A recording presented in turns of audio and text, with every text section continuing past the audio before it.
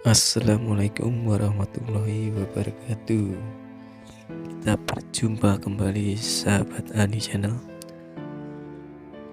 Kali ini saya akan membagikan ceramahnya Buya Sakur yang membahas tentang sugesti positif atau afirmasi atau doa yang ditanamkan ke dalam diri kita agar menjadi lebih baik. Mari sama-sama kita simak penjelasan Buya Sakur tentang sugesti positif. Semoga bermanfaat. Mari sama-sama kita simak penjelasan Buya Sakur tentang sugesti positif. Semoga bermanfaat. Mari sama-sama kita simak penjelasan Buya Sakur tentang sugesti positif. Semoga bermanfaat. Saya sangat asik banget tadi mendengarkan paparan dari Pak Profesor Hans. Kita mencoba ingin menjelaskan tentang sugesti itu memberi pengaruh atau pandangan ya dari satu pihak pada pihak lain. Saya ke Pak Hans pada saya atau saya pada pasien saya. Nah, pihak yang dipengaruhi nanti akan bergerak mengikuti secara sadar atau tidak sadar. Bisa sadar, bisa juga tidak sadar, tanpa berpikir panjang ya. Kemudian nanti ada abad ke-19 William James itu menggunakan suggest secara harfiah ya, artinya memberi saran, sementara suggestion berhubungan dengan pemikiran. Jadi di situ dalam ilmu konjugasi memang suggest ini kan verb, kata kerja. Kalau suggestion kan gerund ya. Dalam konjugasi bahasa Arab juga sama, tidak mesti kata kerja ketika dikonjugasikan menjadi adjektif, menjadi sifat atau menjadi isim fa'il, isim maf'ul dan sebagainya, tidak mesti sama, bergeser. Umpamanya qalilun itu sedikit ya, kita konjugasikan dengan sisi tambahan 3 huruf di awal, alif, sin, dan ta, menjadi istaqalla, ya kan? Artinya menganggap kecil, artinya meremehkan. Tetapi begitu sudah berbentuk gerund istiqlal, itu artinya kemerdekaan. Jadi masjid Istiqlal itu namanya masjid kemerdekaan. Dalam segala macam bahasa ada. Ya, seperti juga kata falaha. Ulaika humul muflihun, bahagia kan? Tapi begitu dalam bentuk gerund filaha artinya pertanian. Jadi sudah bergeser. Ini mungkin William James pernah belajar bahasa Arab barangkali. Tapi ini abad ke-19 ya. Kemudian dalam memahami sugesti juga ada istilah direct suggestion dan ada juga indirect suggestion. Jadi bisa kita bicarakan.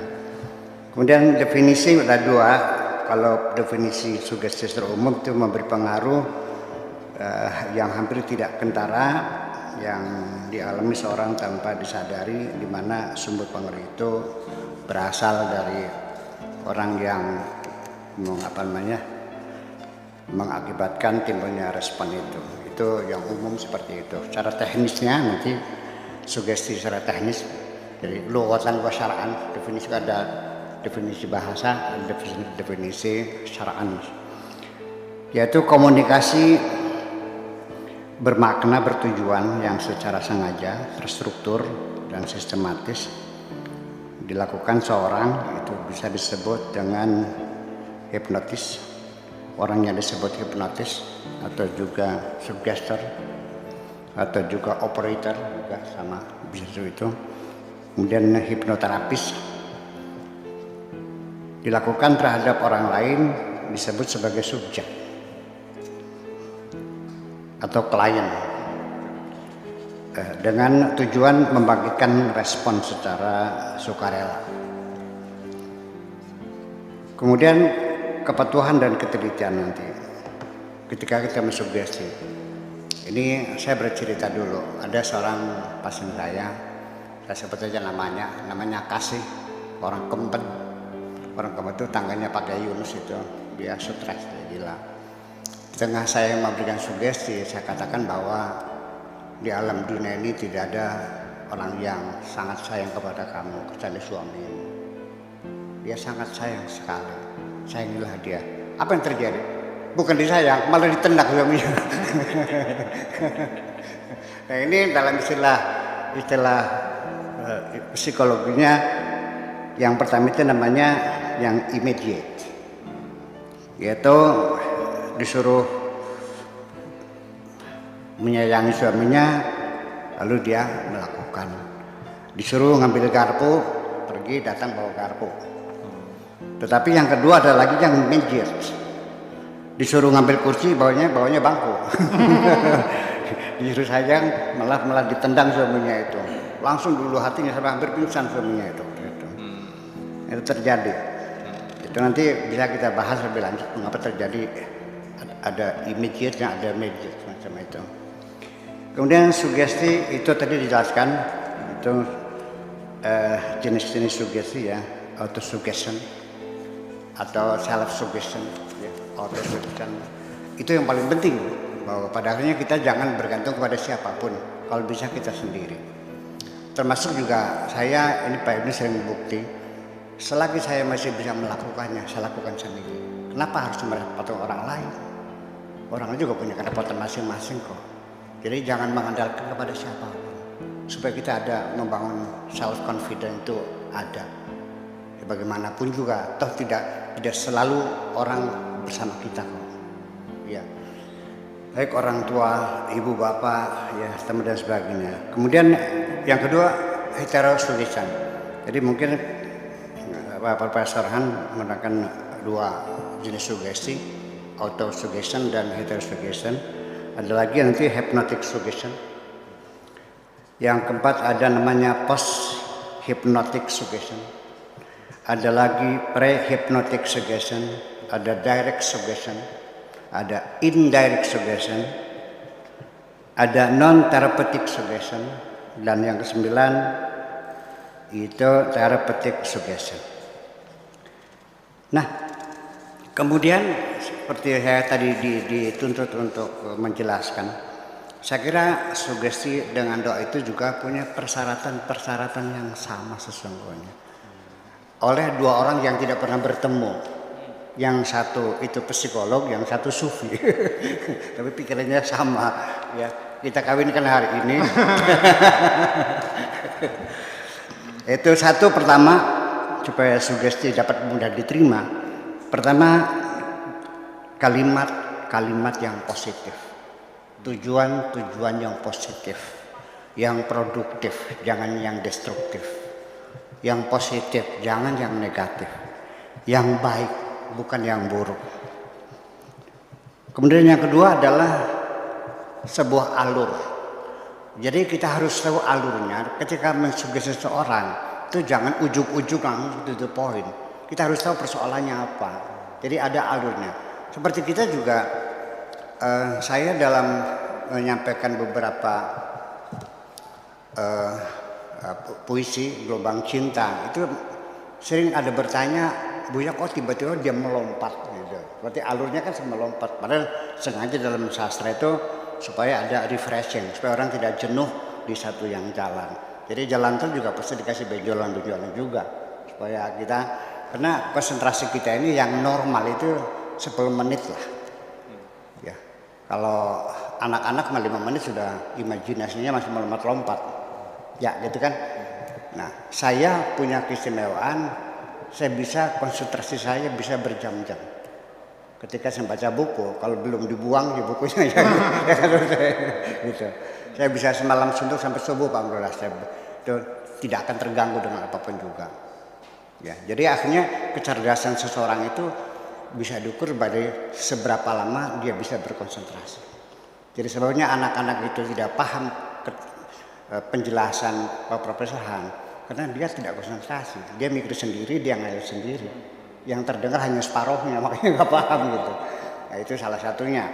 Jadi ada pelatihan khusus untuk memperpanjang masa konsentrasi itu. Kemudian yang kedua adalah repetisi dan penekanan, itu penting, repetisi, tadi ulang-ulang semacam itu. 21 hari ya. Nah, itu dalam doa namanya aurad. Aurad itu artinya dibacanya baca Bismillahirrahmanirrahim itu 786. Nah, dalam ilmu tasawuf itu namanya aurad, itu dihitung dari jumlah vibrasi setiap huruf. Kalau Bismillahirrahmanirrahim itu 786. Kalau ya Rozak itu 308. Ro itu berapa? Ya, Za itu berapa? Alif berapa? Qaf berapa? Jumlahnya 308. Jadi aba, jadun, hawazun, hato, yakub, lamanu dan sebagainya, itu setiap huruf itu ada vibrasinya berbeda-beda. Yaitu diulang-ulang. Nah, makanya ada yang seminggu, ada yang 40 hari, nanti tergantung kepada kasusnya. Ya, kalau sekedar bisa makan saja ya cukup seminggu. Kalau pengen berkecukupan ya 40 hari itu. Kalau pengen kaya raya ya mungkinnya 3 tahun lah gitu. itu dan penekanan, itu sugesti. Kemudian juga yang tadi pertama, doa itu sudah pasti. Ketika kita berdoa, ya berdoa yang minal ijabiyat, hal-hal yang positif dong. Minta pada Tuhan supaya kita diberikan kekuatan untuk membantu orang-orang miskin di sini. Ya, jangan hal yang negatif. Ya Allah, mudah-mudahan saya punya uang bisa nginap di Alexis. Ya kan nggak mungkin terjadi. Udah kali saya berikan kekuatan buat nonjok amrul lah gitu. Saya kira itu bukan tempatnya. Itu gagal ya. Karena kita secara alami manusia itu ada yuladu alal fitrati, kita terlahir dalam keadaan baik semuanya, dalam putih sebaik, nggak mungkin. Kemudian juga sebuah cerita dalam berdoa juga sama, kita harus alurnya apa ceritanya, asal muasalnya bagaimana, ya itu secara kronologis itu mesti jelas, ya prosesnya mesti jelas. Kemudian juga yang ketiga itu mesti diulang-ulang, jangan sekali, terus berkali-kali, berulang-ulang. Dalam mazhabnya, selagi pintu Tuhan belum dibuka, jangan bergeser, biarkanlah kau bersimpuh di situ. Ya, yakinlah bahwa pintu Tuhan akan dibuka nanti. Itu. Dan ada penekanan. Penekanan itu kepada diri kita sendiri, meyakini bahwa doa kita akan dikabul oleh Tuhan. Tanpa keyakinan itu nggak mungkin. Seorang yang melakukan hipnosis juga sama. Dia punya keyakinan orang ini bisa sugesti. Dan kedua, orang itu sendiri juga memberikan kepercayaan. Kalau tidak ya bagaimana bisa? Orang tidak tahu bahwa saya kan dianggapnya kan kalau orang yang mengatakan Buya Sakur itu bisa apa sih? Kalau dia meyakini saya tidak bisa apa-apa, percuma saya memberi kepercayaan, nggak akan bisa kok. Nah, tapi kalau datang ke sini, saya pertama datang ingin bersilaturahmi, kedua minta doa, percaya. Nah, makanya seringkali pas yang datang ke sini itu belum saya kasih solusi, baru ngobrolnya saja sudah 50% sembuh, Pak. Gitu ya. Itu seperti sugesti macam itu, ya. Jadi sugesti dalam keadaan terjaga, tidak perlu dalam keadaan tidur. Nah, ini mungkin nanti bisa disinggung dengan teori Sigmund Freud yang menolak sugesti itu sendiri. Dia pikirnya lebih baik menggunakan free association daripada kita menggunakan hipnotis semacam itu. Kemudian yang keempat adalah emotional value. Ada nilai emosi yang kita yakini sesuatu. Kenapa Anda minta seperti itu? Kenapa Anda pengen ngemat perempuan itu supaya mau dikawin sama kamu? Ya kan itu. Ada nilainya. Kenapa?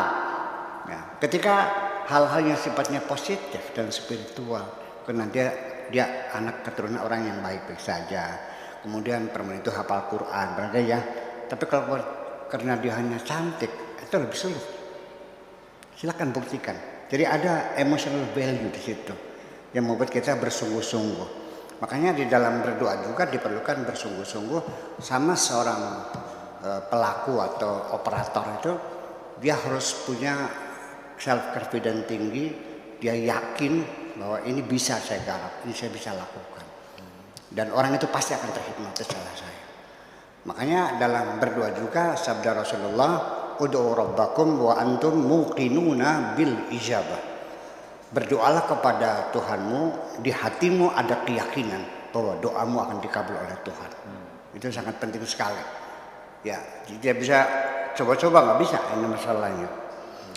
Kemudian yang kelima itu mudah dipahami dalam berdoa. Dalam sugesti juga sama. Lebih mudah mengesugesti seseorang itu menggunakan bahasa yang mudah dipahami orang itu. Apalagi orang itu uneducated ya. Ya, pakai bahasa Semarang silakan. Pakai bahasa Dermayu apalagi cemerak gitu.